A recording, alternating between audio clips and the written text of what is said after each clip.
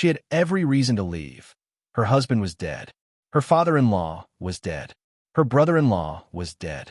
She was a foreign woman in a foreign land with no children, no inheritance, no legal protection, and no future that anyone could see. Her mother-in-law Naomi was broken and bitter and heading back to a country Ruth had never lived in, to a people Ruth had never belonged to a God Ruth had not been raised to worship. And Naomi told her to go home, to go back to your mother's house. Go back to your people. Go back to your gods. You are young. You have time.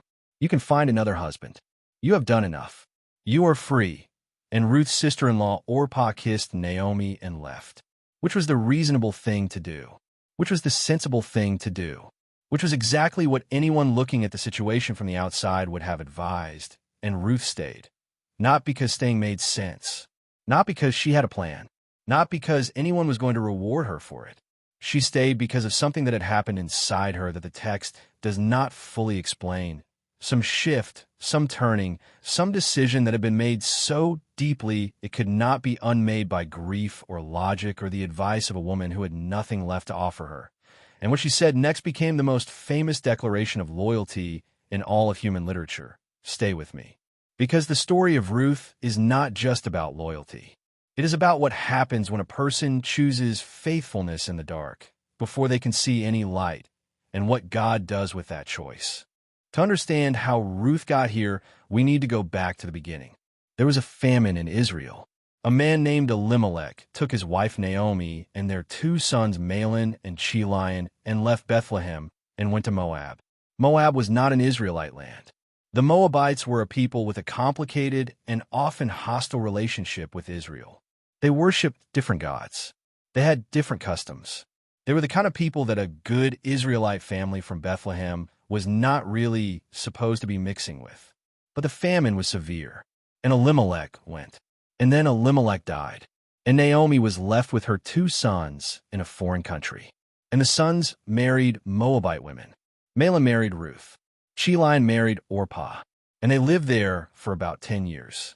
And then Mahlon died, and Chilion died, and Naomi was left, without her husband, without her sons, in a country that was not hers, with 2 daughters-in-law who had their whole lives ahead of them and no legal or cultural obligation to stay with a woman who had nothing.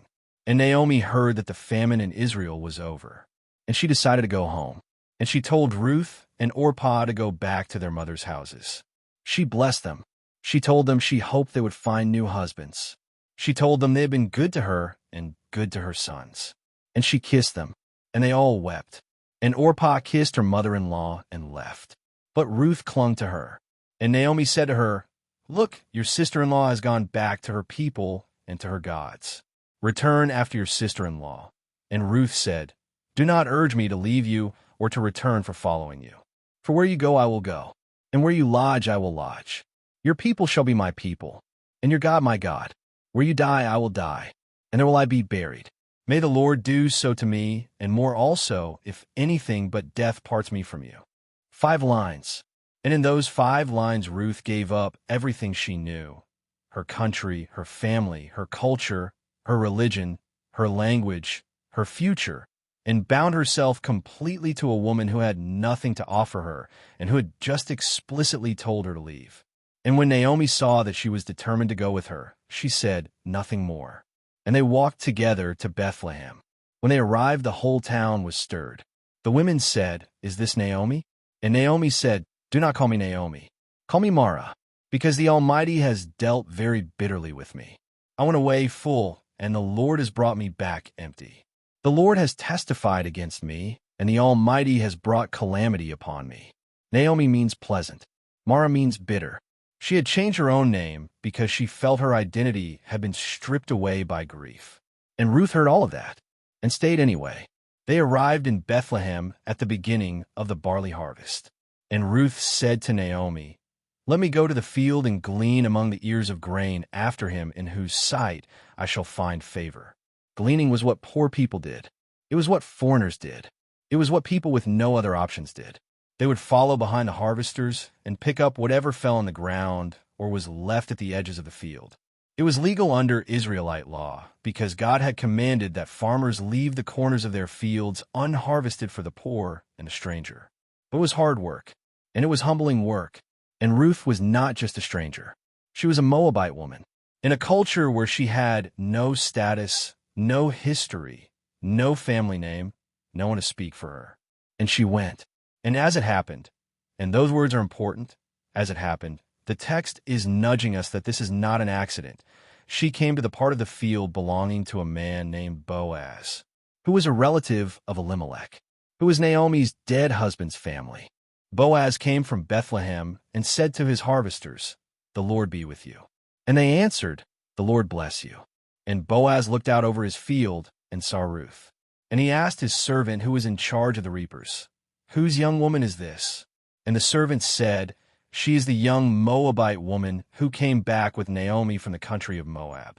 She said, "Please let me glean and gather among the sheaves after the reapers." So she came, and she has continued from early morning until now, except for a short rest. Boaz went to Ruth, and he said, "Listen, my daughter, do not go to glean in another field or leave this one, but keep close to my young women. Let your eyes be on the field that they are reaping and go after them. Have I not charged the young men not to touch you? And when you're thirsty, go to the vessels and drink what the young men have drawn." Then Ruth fell on her face and bowed to the ground and said to him, "Why have I found favor in your eyes, that you should take notice of me, since I am a foreigner?" And Boaz answered her, "All that you have done for your mother-in-law since the death of your husband has been fully told to me. How you left your father and mother in your native land and came to a people that you did not know before. The Lord repay you for what you have done, and a full reward be given you by the Lord, the God of Israel, under whose wings you have come to take refuge." He had heard about her. Before she even arrived at his field, he had heard what she had done.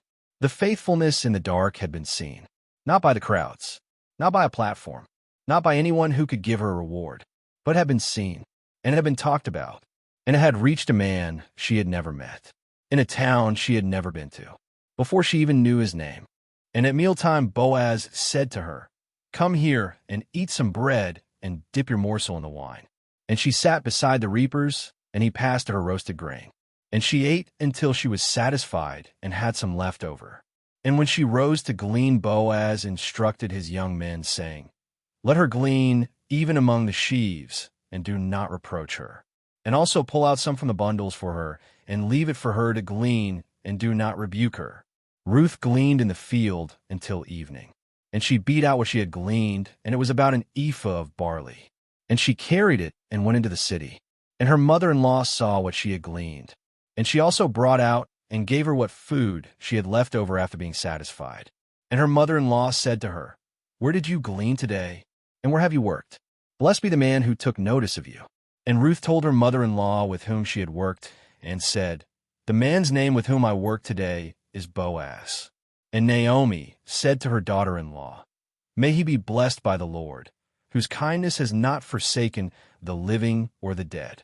The man is a close relative of ours, one of our redeemers." And now the twist begins to reveal itself, not all at once, but in pieces, like light coming through a window at dawn. Slow, then sudden, then completely filling the room. The word Naomi used, redeemer, was a legal term. In ancient Israel, there was a law about kinsman-redeemers. If a man died without children, his nearest male relative had the right, and in some interpretations the responsibility, to marry the widow and continue the dead man's family line. It was called the law of the kinsman-redeemer, and Boaz was one of them. Naomi began to think. She told Ruth to wash and put on perfume and go to the threshing floor where Boaz would be working, to wait until he had finished eating and drinking, to notice where he lay down, and then to uncover his feet and lie down. And he would tell her what to do. And Ruth did exactly that. And at midnight Boaz was startled and turned and saw a woman lying at his feet. And he said, "Who are you?" And she said, "I am Ruth, your servant. Spread your wings over your servant, for you are a redeemer." That phrase, "spread your wings," was the same phrase Boaz had used when he told Ruth that she had come to take refuge under the wings of the God of Israel. She was asking him to be the human expression of the divine protection he had prayed for her. She was asking him to be the answer to his own prayer. And Boaz said, "May you be blessed by the Lord, my daughter. You have made this last kindness greater than the first, in that you have not gone after young men, whether poor or rich. And now, my daughter, do not fear. I will do for you all that you ask, for all my fellow townsmen know that you are a worthy woman." Worthy, the same word used in Proverbs 31 for the woman of noble character. A Moabite widow who had gleaned in the fields was called worthy by a man of standing in Israel. But there was a complication. There was another redeemer closer in relation to Naomi than Boaz, and legally that man had first right. So Boaz went to the city gate, the place where legal matters were settled in ancient Israel, and he arranged the whole thing publicly. He gave a nearer redeemer the opportunity to redeem the land that had belonged to Elimelech. And when the man said yes, Boaz added the condition: "To buy the land, you must also take Ruth the Moabitess as your wife, to perpetuate the name of the dead in his inheritance." And the man said, "I cannot redeem it for myself, lest I impair my own inheritance.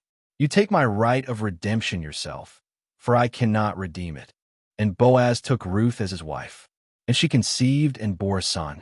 And the women of the neighborhood gave him a name, saying, "A son has been born to Naomi." And they named him Obed. Obed became the father of Jesse, and Jesse became the father of David, the shepherd boy, the king, the man after God's own heart. And from David's line, through generations of faithfulness and failure and redemption, came Jesus, Ruth the Moabite, the foreign widow, the woman who had no legal standing in Israel, the woman who left everything she knew to follow an old bitter woman to a country she had never lived in, is the great-grandmother of King David, and a direct ancestor of Jesus Christ. She did not choose faithfulness because she could see where it was going. She could not see where it was going. She chose it because of something inside her that would not let her do anything else. And God took that choice, made in grief, made in loss, made with nothing to gain, and wove it into the most important family line in human history. The fields she gleaned in were ordinary. The work she did was humble. The loyalty she showed was quiet. Nobody was watching except an old, bitter woman who had told her to leave. And God saw every single step,